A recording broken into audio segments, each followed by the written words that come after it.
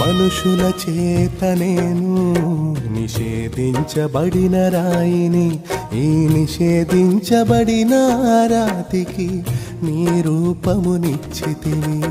కొండ మీదనున్న పట్టణము మరుగై ఉండనేరదు, నీ ఆత్మ ఫలము నాలో మరుగై ఉండనేరవు. కొండ మీదనున్న పట్టణము మరుగై ఉండనేరదు, నీ ఆత్మ ఫలము నాలో మరుగై ఉండనేరవు.